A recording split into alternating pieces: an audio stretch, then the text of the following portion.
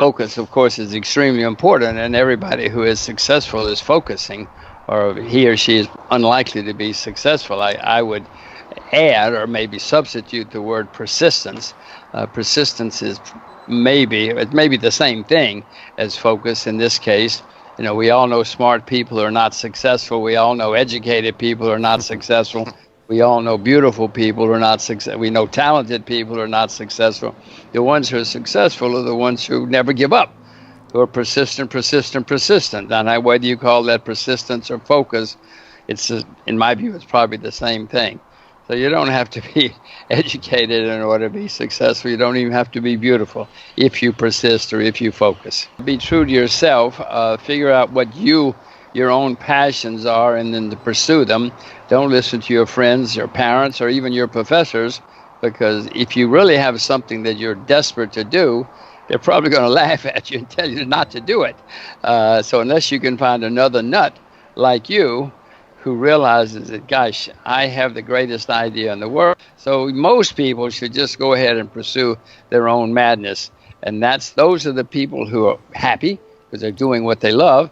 And they're usually successful because they love what they're doing. And even if they're not successful, they don't care. They're happy.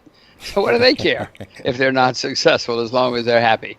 So no, be your own mentor is, I guess, my advice. I mean, when I would finally realize, oh my gosh, we should be investing in this in a big way.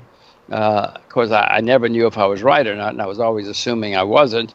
But some of those things turned out to really do extremely well. So that would be a tipping point in that sense. It's not quite the sense you meant, but yes, when I would finally get it right and everything would come together, and they'd all go up or go down if we were short them. And I guess when I made it around the world the first time on my motorcycle, I had some motorcycle trips in the 80s, culminating in successfully going around the world. That was probably a tipping point, because then I realized I could do it. Go to the beach and rest for a while and learn. Get yourself a motorcycle and drive around the world. Well, first of all, the BRICS never were the BRICS. That was some absurd, insane concept that some guy who had no clue what he was doing, and I've told him to his face, he had no clue what he was doing. And we know now, the world knows now, yes. He had no clue what he was doing. The only one of those BRICS that was ever worth anything was China.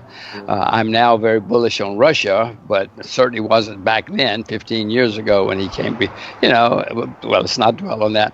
I'm not optimistic about Brazil at the moment. Brazil is a country that whenever raw materials do well, they have a commodities boom and they do great. And then commodities go down and they have a military coup, and have another dictatorship. So most of those, and India's a mess, despite what the Indian propaganda says. So I'm not a fan of BRICS, if you will. But looking around the world, probably the most exciting country in the world right now is about to be Korea, because they're going to join or open up. It will be an extremely exciting country for the next 10 or 20 years. Russia, having been a disaster for most of the 50 years that I knew about it, is now turning around as a great place. China, of course, but China's certainly having problems. But I would remind you, Noah, America became the most successful country in the 20th century, but along the way we had a horrible civil war. We had 15 depressions with a D. We had very few human rights. We had no rule of law. We had massacres in the street. I mean, you could buy and sell. You can still buy and sell congressmen in America, but they used to be cheap, very cheap, as America was rising. So yeah, China's going to have plenty of problems. Everybody does who rises, whether it's a company or a family or an individual or a country. Nothing unusual about it. It's interesting that the Chinese have a word which does not exist in English. The Chinese have been around a lot longer, and the word is wei ji, and what it means is that catastrophe and opportunity are the same thing. And they are. All of us who think about it can understand that. So yeah, when you see problems in China, I'll probably be panicking like everybody else, but please send me an email and say wei ji, so I can go in there and buy. Agriculture is a disaster. It's been a nightmare for 35 years. Things are so bad that the average age of farmers in America is 58. In Japan, it's 66. The highest rate of suicide in the UK is in agriculture. Millions of Indian farmers have committed suicide. More people in America study public relations than study agriculture. But Noah, I hope your parents taught you to buy low and sell high. Noah, agriculture is a nightmare, and it has been for a long time. But throughout history, there have been long cycles. If you read history or literature, you'll know that at times farmers have been on top of the world, and at other times they've been disasters like now, and it's changing. Yeah. Russian agriculture and Chinese agriculture is a disaster, and is a place that people should learn about investing, especially Russian and Chinese agriculture. Russian, because the Americans have put sanctions on to punish the Russians, and every day Russian farmers wake up and say, "Thank you, Mr. Trump. Thank you," because Russian agriculture is booming under the punishment of American sanctions. Nobody can send stuff to Russia, so they don't have any competition.